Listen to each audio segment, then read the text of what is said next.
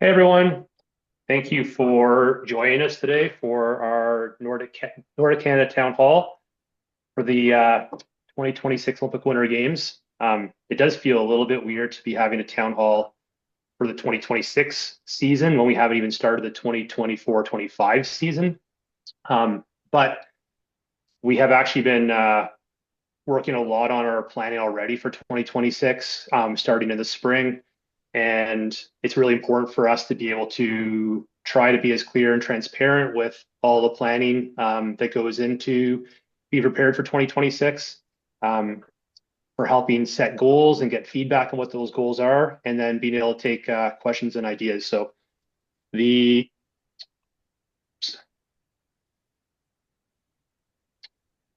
the agenda for today is going to be we'll go through the criteria objectives, and then we'll look at some different aspects of the criteria. For those that are curious, INP stands for internal nomination process, and that's just a term that the COC uses for selection criteria. And a part of that is because there are a lot more factors that are built into it than just our normal selection criteria. Uh, we'll take a closer look at the trials and what the plans are for that, and then talk a bit about the long list process. And then another area that's been a current focus right now is just friends and family. So we'll have Chris Robinson speak to that, and then questions. So I guess before we get started, are there any questions or things that people want to make sure that we're adding on to the agenda that isn't already here?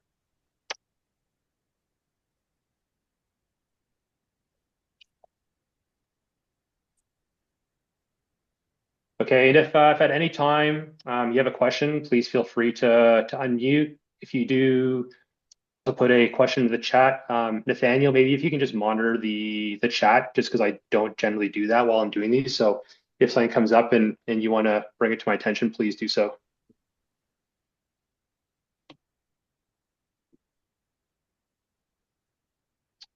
So first, we'll look at the selection criteria. I just want to say thank you to those who did provide some feedback on the selection criteria that we posted last week, the first draft, and as well just for everybody here who's on the call to take the time today to learn more.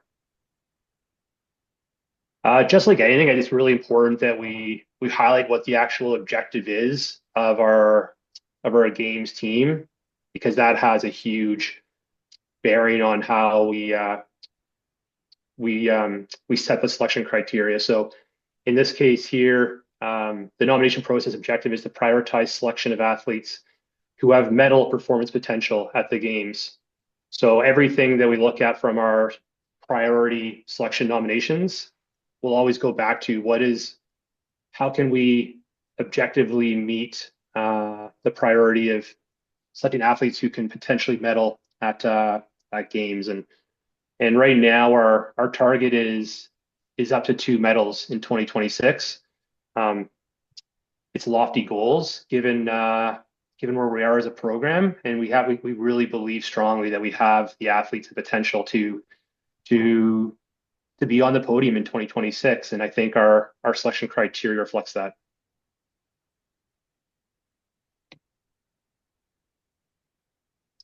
So from a process standpoint, I just want to highlight that we started working on the draft one of our INP in May with the Canadian Olympic Committee. Uh, a big part of that first draft was just getting the language right and making sure we had all the components, and going back and forth with the COC to make sure that they were comfortable with what that looked like. In July, we had a call with our DTE coaches for our national ski team athletes, and we spent some time looking at the 2022 Olympic Winter Games criteria and discussing what the priorities should be for 2026. Obviously, then calendars have been published, and then last week we published the first draft. Today we're meeting to look over the feedback, gain additional feedback from this call.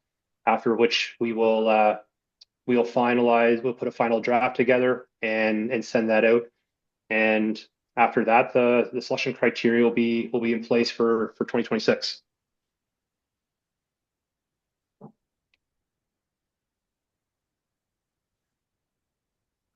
So we didn't have too much feedback for this criteria, but the feedback that we did have was quite consistent, and it was mostly around the time and location of trials, with most of the concerns being um, of hosting trials at too high of an altitude, especially early in the season. Um, some of the recommendations were to host trials in January so to give athletes more time to be able to train and prepare. Some of the factors that we're looking at when we are selecting a trials location is one, we do not want to be at high altitude. We know that the race courses in Val di Fiemme are at 1,000 meters. So trying to find a location that is at or around that altitude would be ideal. Um, it was in the draft one, it did say Canmore as a location. We have removed that. That was meant to have been already removed, but Canmore is hosting next December the Para World Cups, so it's just not going to be possible for us to use Canmore as a venue for trials.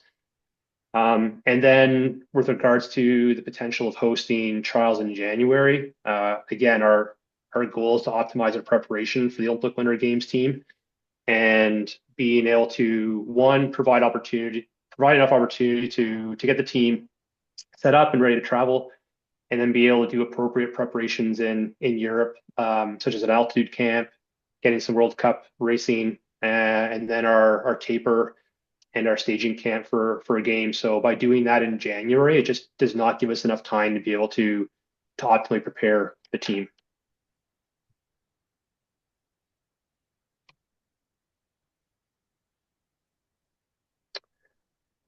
So when we look at the priority nominations, some of the feedback we received, not only this summer from when we reviewed the 2022 criteria, but also in the lead up to the 2022 games, was making sure that we place a high value on trials. If we're going to have a trials, let's make sure it's meaningful. Let's make sure that we are going to be guaranteeing that there's something to race for. So making sure that that was built into the criteria is really important. And then when we talk about selecting athletes that are tracking to do a podium performance at the games in 2026, then obviously using the 2025 FIS Nordic World Ski Championships as a primary benchmark is really important as well. So priority one is top eight finish this winter in Trondheim in an individual race result. Priority two is can be a combination of World Cup and World Ski Championships with 2 times top 10 individual finish results. And then after we satisfy those first two priorities, then the remaining selections will all come from trials. So priority three will be winners from the events at trials. Priority four is our injury, illness, and exceptional circumstances clause, which we can talk about in a couple slides. And then priority five will be filling our remaining quota spots using second place finishers followed by third place until we meet our quota that we'll have for the games. One question that we asked this summer, and we also asked this question to our high performance committee this fall, was would there be value in us using team events for priorities one and priority two? And a fairly overwhelming response was that the goal is to have the best athletes at the games to be able to populate our team events, and to select athletes from a team event the season before would not necessarily guarantee that we have the best athletes on the day in Val di Fiemme to be on our relay teams. As we talked about a bunch the last year or so, the team events are really, really important. They are the events that we're targeting number one for podium performances in 2026, especially based on the successes we've had over the last 4 or 5 years at major championships, World Ski Championships, U23s, World Juniors. So even though we do not have team events listed in our priorities, like the way we built out the criteria, the intention is to be able to prioritize those team events by having the best athletes on the ground in Val d'Isère.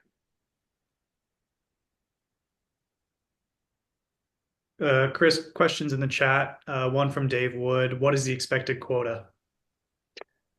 So the expected quota, again, we will know the quota. Our quota is based on our FIS Nations ranking, and so we won't know that until the end of the season. I would say based on last season and our best estimates, we would be looking at probably 6 men, 5 women. I would say if the year goes exceptionally well, we could be as high as 7 men, 6 women. But right now, the expectation is we'd be quite happy if we had upwards of 6 per gender based on the last couple of years of results on World Cup. When we talk about the nomination process, we obviously will not know our full allocation of quota until late January. And so, and we can talk more about this in a town hall this spring when we actually do have our final allocated quota for next year, or at least the interim. But we will, after our December trials next year, we will nominate a team based on the quota that we have guaranteed, and then as additional quota becomes available later in January, then we would select the alternate athletes to go and be part of those quota spots. It's not ideal the way the FIS sets it up with a 2-part nomination process, but it's the same way it was done in 2022. Chris, there's another question from Louis on trials, which Louis will get to in a later slide.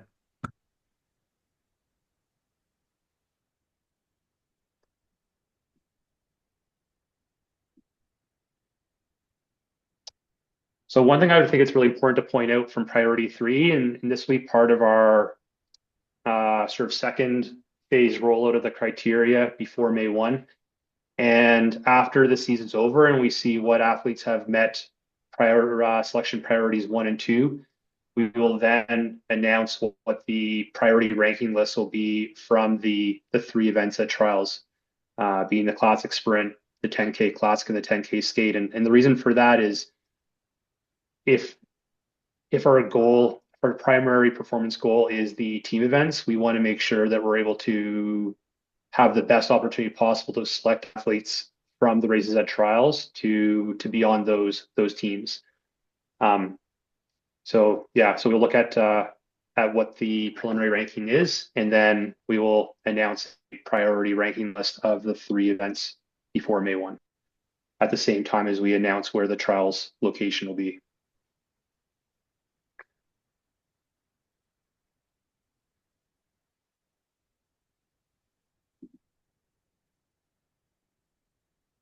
So our exceptional circumstances, illness, injury, and pregnancy, it's not so different than our curtailment of competition criteria that we have in all of our other selection criteria documents. The intention, ideally, is not to have to use this criteria for athletes. I mean, the ideal is that all athletes are healthy and able to have optimal performance at the time of selection events. But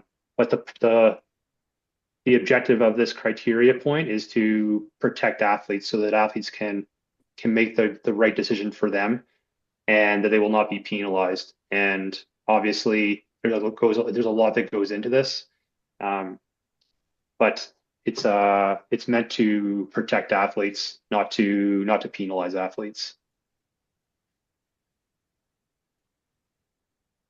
I think the most important thing always to remember with this type of criteria is if you're ever unsure, please just contact me immediately. If you have an athlete that is sick, that has an injury, that has a exceptional circumstance, and I think as an example of an exceptional circumstance, if there's a death in the family, say a few days before trials, please just make sure you and the athlete contact myself as soon as you possibly can so that we can help you and the athlete make the best decisions, as well as make sure that we get the appropriate documentation so that we can we can make the best decisions possible for not only the athlete that this criteria applies to, but also for the athletes who are racing.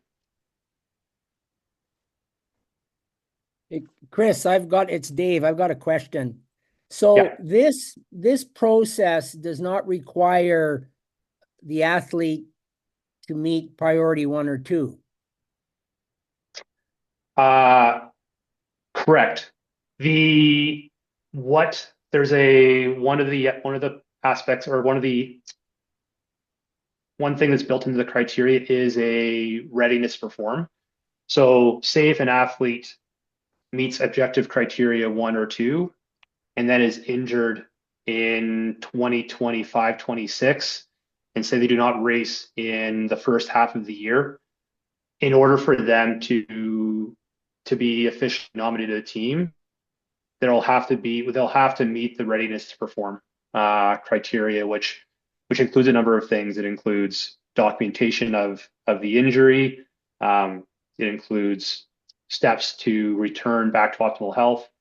It could also include a readiness test, whether it's a time trial, whatever is deemed appropriate between the HPD, the coach, and the athlete. So it's not just enough to meet a criteria. You also have to be fit and able to perform at the same level that you qualified. No, I realize all that, but I'm just curious how this process. So then let's assume this is applying to people that mostly that haven't met priority 1 or 2. Yeah. How that can rank ahead of the trials. So, normally somebody selected under this situation would be added to people that have qualified under an objective process. And this puts this process on top of objective selection or before objective selection. Yeah, I'm going to go back to here. I think it is important to highlight that the injury illness criteria does come after race winners. This was done deliberately because we want to make sure that trials is prioritized. Obviously, it's not just enough for an athlete to be injured or have an illness that prevents them from racing trials. If they're putting forward an application to be considered for this criteria, they have to have shown exceptional race results in the past that would allow us to safely say that as long as barring optimal health or barring no exceptional circumstance, that they would be one of our absolute top athletes, and that thereby their addition to the team enhances our chances of meeting our objectives for the games.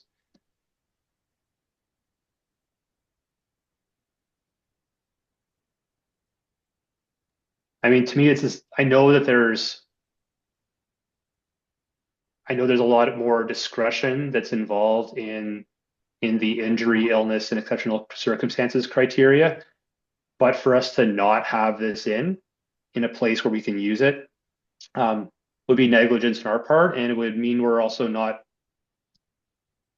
I don't think we'd be 100% safely saying that we're guaranteeing the performance of the team at the games itself if we're not including an athlete that has shown historically the ability to be one of those absolute top performers.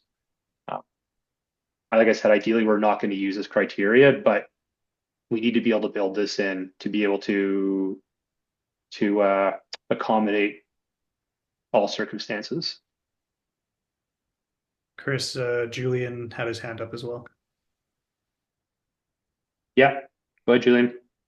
Yeah, so you answered my question somewhat, but I was just wondering, you used the word historically, and I was wondering if there's a limitation on how far back historically still plays a role, depending on, again, injury, illness, and exceptional circumstances can be present for any number of days, months, weeks, and it changes a lot how far back you need to look if it's the death in the family or illness or injury, and I was just wondering what thought had gone into that, as will start to play a role in race results for priority 1 and 2, and then further in the future for priority 3. Yeah.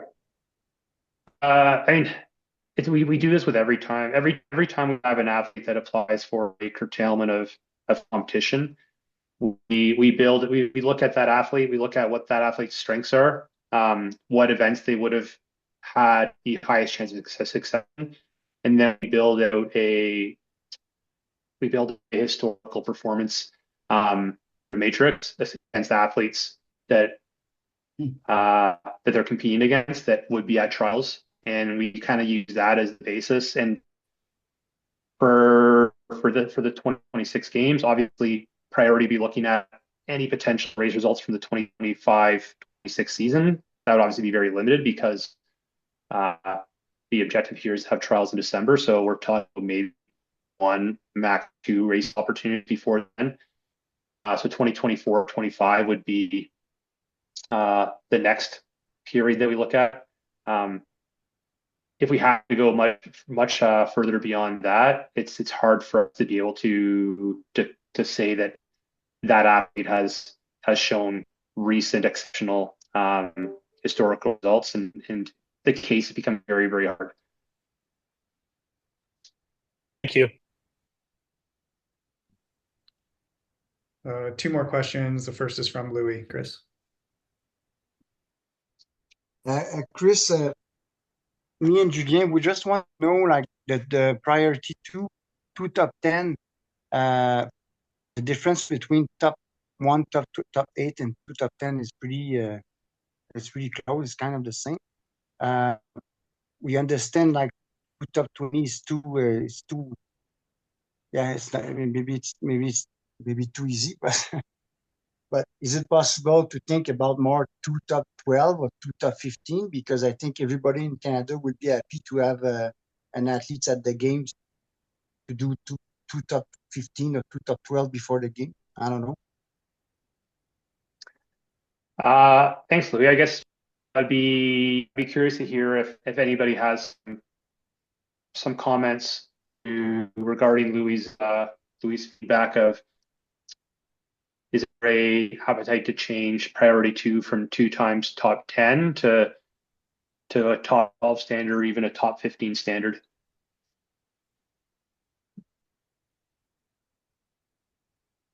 Chris, it's Dave. I don't know how you put your hand up with that little thing, but they're not, in a way, they're not that much the same, because you're saying top 8 at the championships, which is 12 days, and priority 2 is 2 times over basically a year plus another period. So it's in a way it's quite a bit more easy than priority 1 already.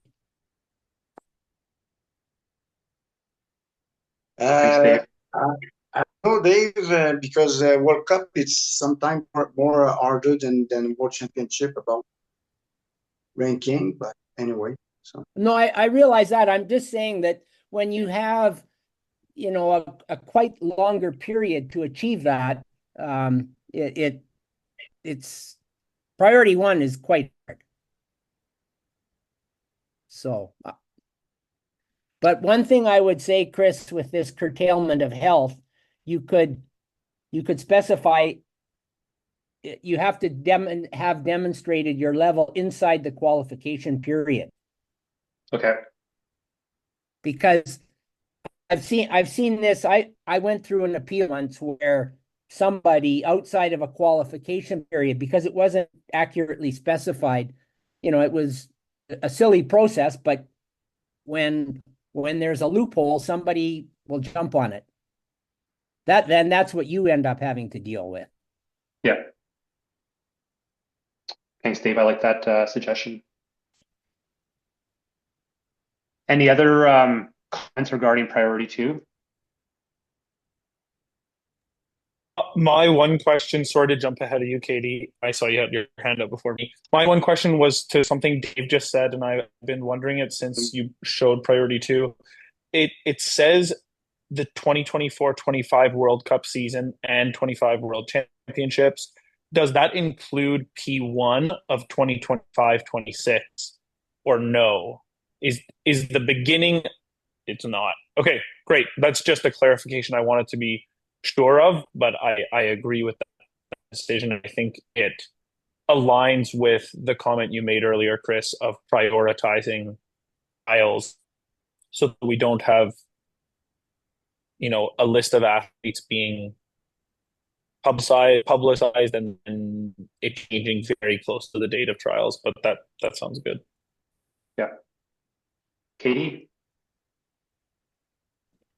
Hi, my question is about trials, and just want to confirm the qualifier for the sprint race is not a factor in selections. That's right. That's correct. We have not added the sprint qualifier into the selection. We looked at it, but it became, especially when we have a few quota spots, like we don't like for world championships, right? We can bring 4 sprinters. The chances of us being able to bring 4 sprint athletes that are focused sprint athletes for the 2026 games, especially if we only have 5 or 6 quota spots, becomes really, really hard. So we chose to prioritize the final result instead of the qualifier. Okay, yeah, that makes sense. I feel like, I mean, you know this, but it works under the assumption that the best sprinter who can qualify will be winning the race, which is, I guess, always the hope, especially for an Olympic team. But my next question is, when does period 1 of the 2025-2026 season count towards quota, or is that all like wrapped up by end of 2025 race season?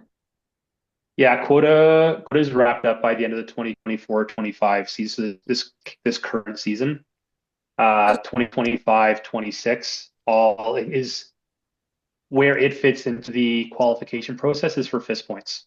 So being eligible to compete at the Olympics. Okay, yeah. Yeah, because I guess my first thought is that, say we only have 2 athletes that pre-qualify through the World Championships, the World Cup selection, is that there would be all of the best athletes except for 2 choosing to not take their period 1 spots, which if that affected, yeah. But I guess, sorry, this is an extrapolation question now. Was there any thought by the high performance committee to field larger teams for all of the periods this upcoming season with the goal of having more spots for quota? It's always something we talk about. I do think there's a bit of a misconception that having more athletes gives us a better opportunity to be able to gain more World Cup points and therefore improve our position in the nations ranking. Like what has the biggest value for improving our overall nations ranking is results inside the top 15, inside top 12, inside top 10. That's where we get the biggest points, where we have the most meaningful impact on nation points. If we're inside the top 50 or inside top 40, it helps. It's a negligible assistance for going from top 10 Nations Cup, top 8 or top 6, if you know what I mean. Mm-hmm.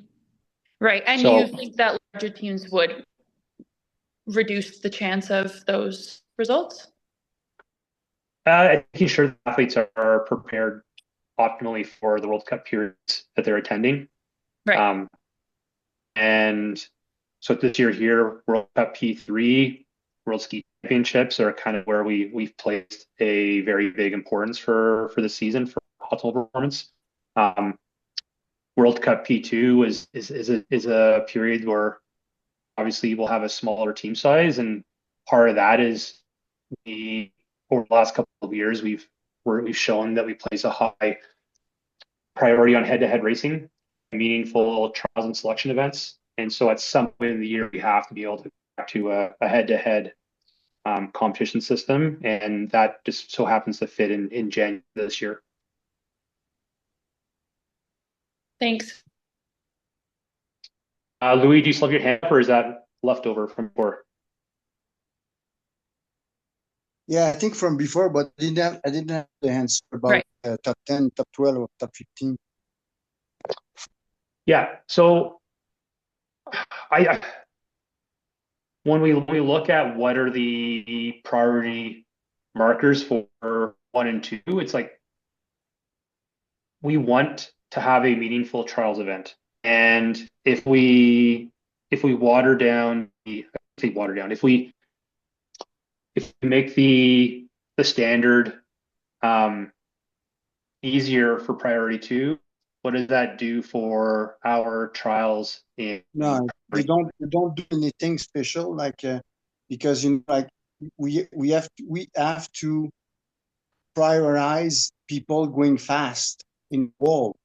So if you penalize people going fast to go back in trials just because you think you want a good trial, but it's not like we talk about 10 people.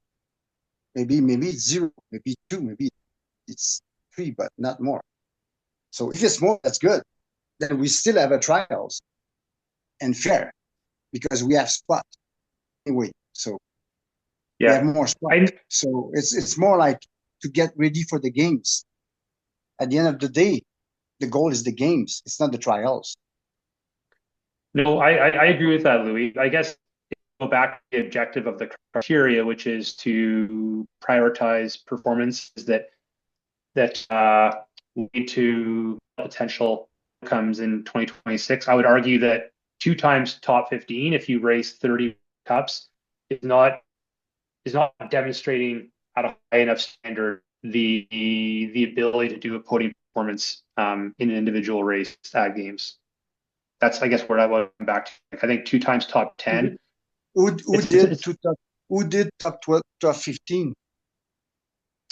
Well, we know that Tony last year did multiple top 10s. Liliane, don't talk about Tony, talk about other people who did, not many. No, Liliane did a top 10, did a top 15. Yeah. I don't know. I'm not sure. I'm not sure what you're talking about. Because it can be top 12, but top 10 to me, like, don't put top 10. It's top 12 or top 15.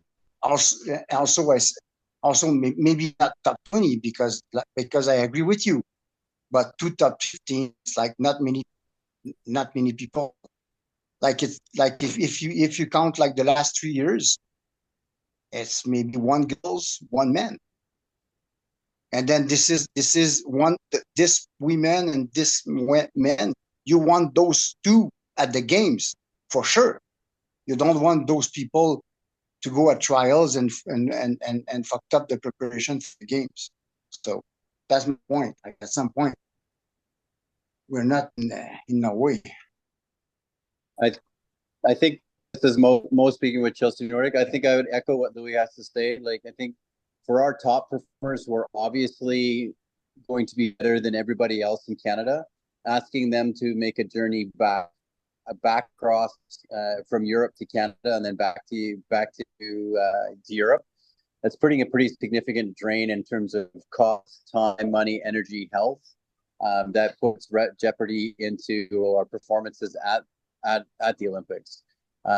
So I would be more in favor of doing a top 12, 15, because as Louis says, we don't have many people that are performing at that level. And so I think if they're performing that level, we would want to see them do the best preparation they can and not have to worry about coming back to trials, because it's obvious they're going to be our top athletes. And if they're not our top athletes at trials, then there's some sort of force majeure that's going to be at play because they're sick or unhealthy. I think we want to make sure that we're not putting extra stress on our top athletes for something we know should be fairly obvious. Hey, Chris, it's Dave. Can I just dive in here for a minute? Because, this argument that having to go to a trials or do a selection in December it makes no sense. I can say from my experience, historically, 3 Olympic Games where selection happened like you're proposing, preparation like you're proposing. It worked very, very well.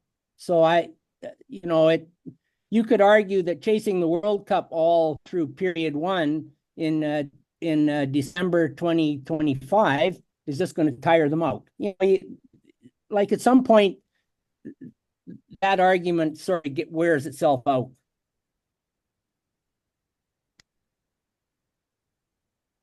Thanks, Dave. Julian? I think from what Dave said, having trials in December does impact the difference of asking athletes to come back.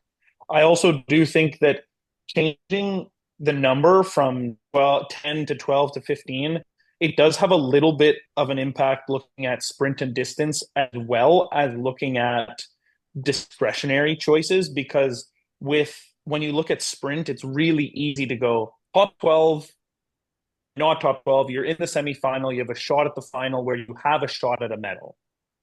And that's a really hard line to look at. But distance, I think what makes it tough about going 10 to 12 to 15 is, well, then what if we make top 12 and then we have someone with a 10th and a 13th?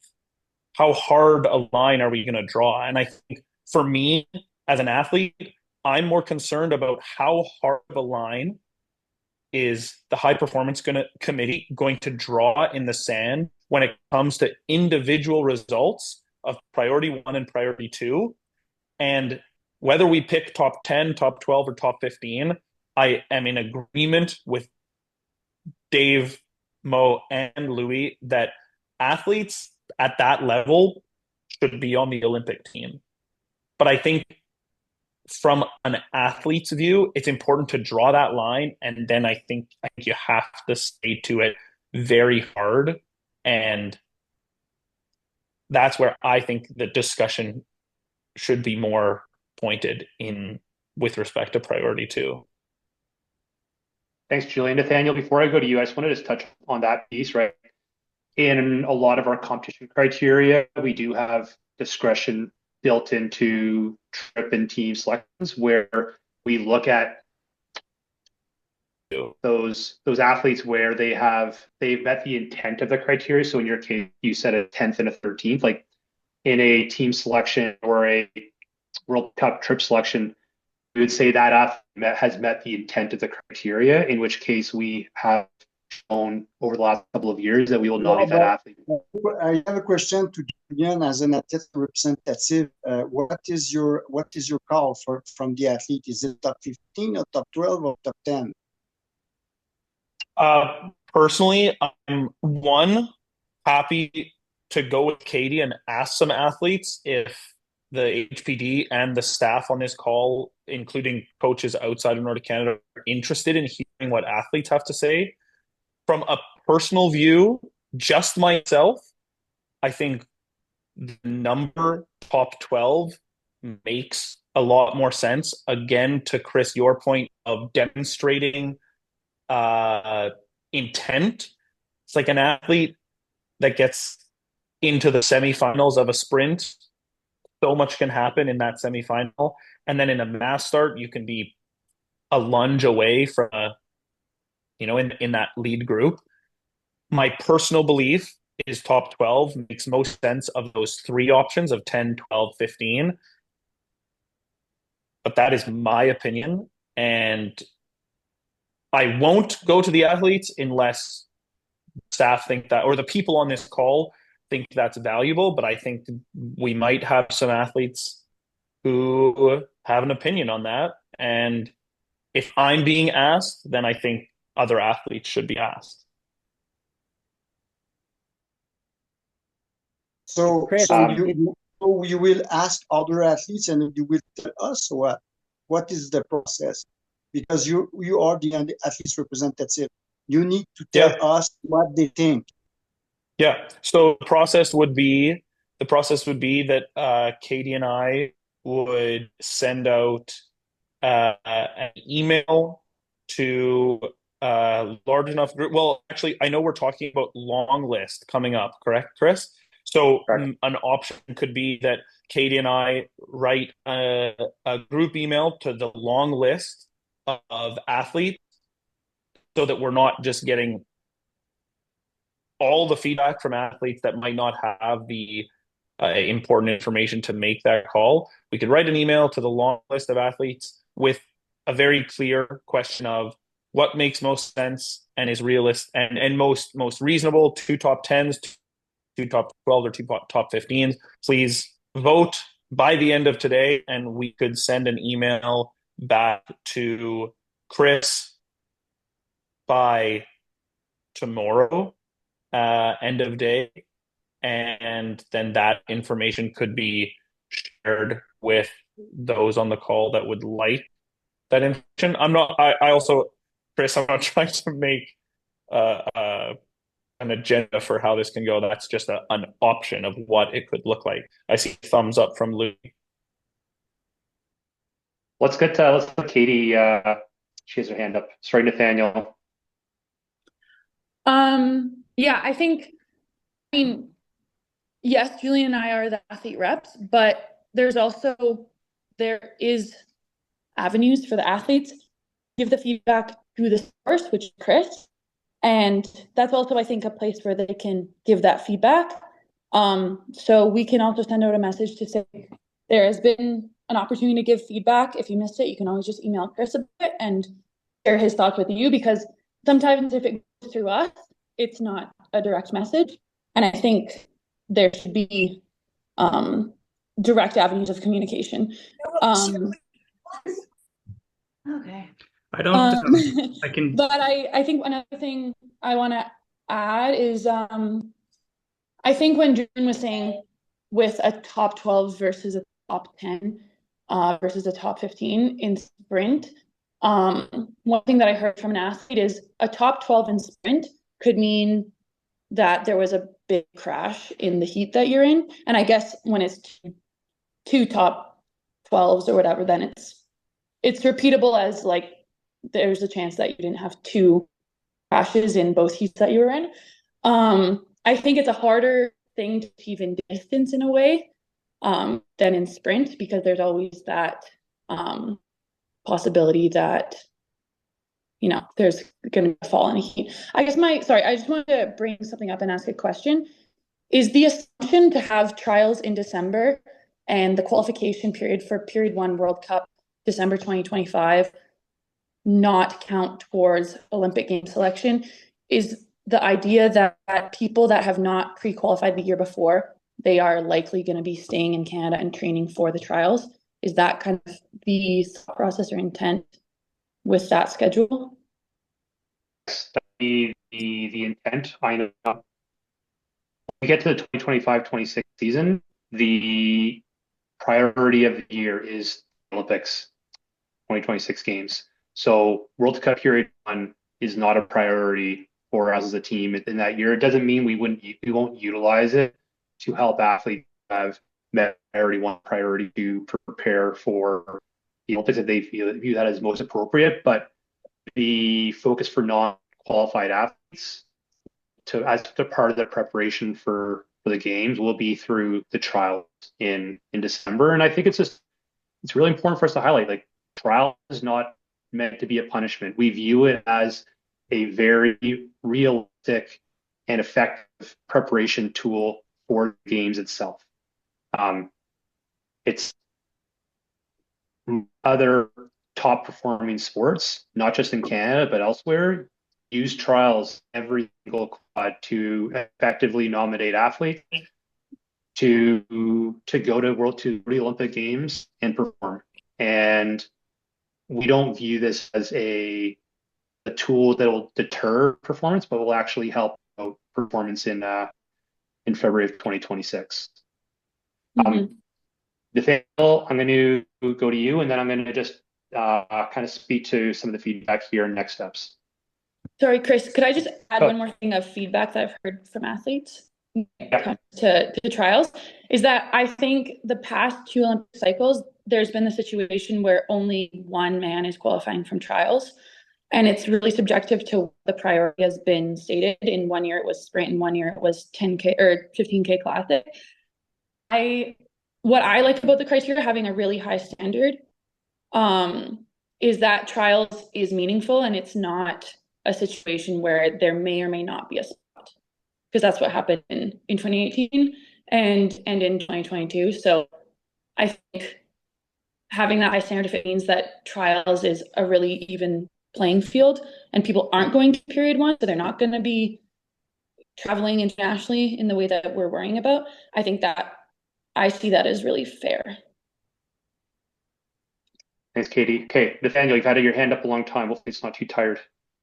Just to Katie and Julian, if they want to do any sort of like gather more feedback, I think any way you want to do it is great. If it can, either you're doing it and then sending it to Chris, that's fine. At the end of the day, for Chris to weigh feedback, he needs it.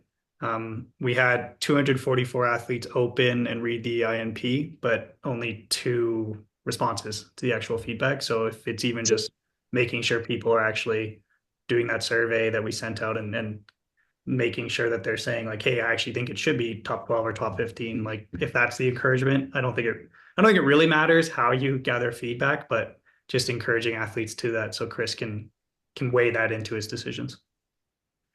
So, Okay, so Nathaniel, and can we have another meeting in French? I just want to make sure I understand everything. I think I missed something a bit, so I just want to make sure me and Julien have a meeting in French after at another day. I don't know, but I just want. I think it's so important, and then everybody know I don't speak well, so I want to be in French and make sure I understand everything. Thank you. Okay, thanks, Louis. Okay, Katie, is your hand back up or is it still up? Just been up. I'm going to lower it. Okay, so here's what I've heard regarding the injury circumstances. Can we add a point that specifies that performances inside the qualification period will be considered? Katie, we will revisit the spring qualifier and the value there, and make sure that the event process priority ranking for trials meets our goals. Priority 2, we will revisit the standard there of top 10. And then after this town hall, I will connect with Nathaniel and some of our staff here, just talk about the need for additional feedback outside of what we already provided. And Julian and Katie, I will follow up with you as needed regarding any of those next steps. And then we will also do something in French.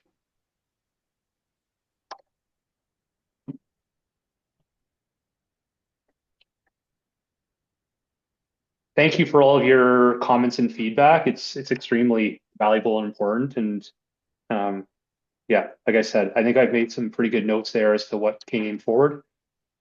If there's anything else after that you think of, again, you can always send me an email.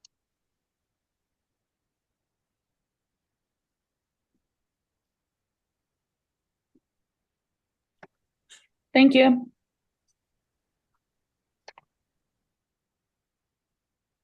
So just to highlight trials again, by May 1st, we will announce officially the dates and location for trials, and we're looking for trials dates of around December 11th, 12th to 14th of 2025. The location, some of the factors is places that have access to consistent snow and courses that meet the needs for a selection race for the Olympic Games in December, as well as trying to be lower altitude. And yeah, so we'll publish those by the latest May 1st, as well as the priority ranking list of the events that we'll use at trials.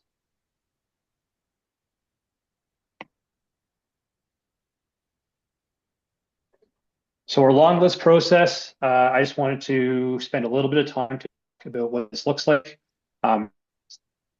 We must submit a long list of athletes and staff to the Canadian Olympic Committee. This list has to include all athletes who could potentially qualify for the Olympic Winter Games team. It's too late for us to wait to see who qualifies. We need to have all the information personal information, photos, etc., submitted to the COC well in advance. Right now, the intent is to submit all of the athletes' names who are in our National High Performance Program list. So that would be National Ski Team A and B, National Group 1 and 2, as well as our development team. If there are additional athletes who are not listed in the NHPP, who feel as though, or their coach feels as though they should be considered, you can please submit their names to me at my email address here. And I would encourage you to do that in the very, very near future. We have yet to get the official protocol for timelines and process from the COC, but once we do, we'll have to most likely act on that quite quickly. As part of this process, we also have to identify not only the staff that we plan to have at the games, but also replacement staff.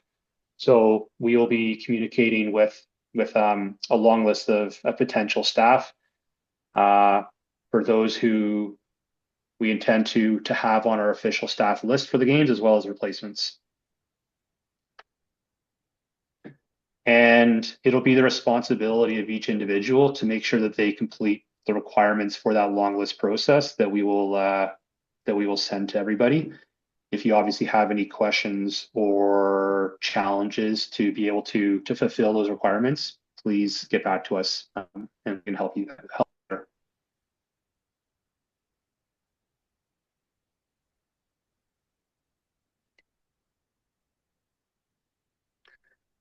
Okay, so friends and family is something that's been coming up quite a bit recently with the COC. And so Krista Robinson, our philanthropic coordinator, she will be taking the lead in this area. And I believe Chris is on the call. And if so, then I'll ask Krista to speak to this slide, please. Hey, yeah, no problem. So friends and family tickets this year, just wanted to give a quick update. We had a call with the COC and there will be 2 tickets per racer available for each race they're competing in. And those will be made available 2 weeks before the games. So those will be kind of reserved. Unfortunately, the COC is not providing ticket program this year, unless, who knows, by then they might find a sponsor for it. But that's the update on friends and family. If you have athletes or there's athletes out there who are thinking that far in advance and know that they'll need more than 2 tickets per session, there are options. I've requested a very limited number of tickets, and we'll find out in January if we actually receive any of those. So yeah, if athletes are looking for more than 2 tickets per race, yeah, send me a note and I'll see if there's something we can do there. Alternatively, there's also the public ticket sales will open in February, and I'll send out more info once I have it on when that'll be exactly. That's it. Thanks, Krista. I know it's a long ways to think about tickets and family travel and commitments for the games, but if you have athletes that have questions or want to make sure they know what their options are, please get in touch with Krista. And if she doesn't have answers for you, then she can work with a COC or myself, and we can find answers.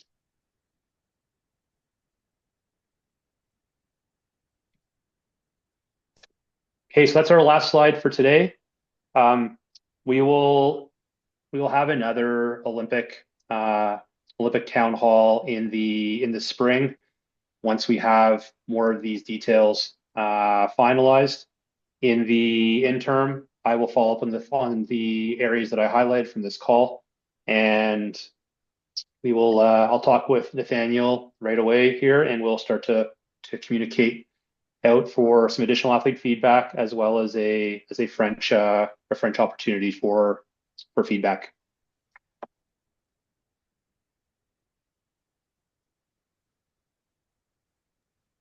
Thanks so much, Chris. Really appreciate it. If you have any questions about athlete feedback or how you'd like to organize that, please reach out to myself and Katie. Great, thank you. And thank you everybody very much for your time today. if you are working with athletes who you believe would have some valuable feedback, please make sure you prod them to get in touch with myself or reply to any communication that comes out here in the next 24 hours. So thank you everybody for joining today. Really appreciate it.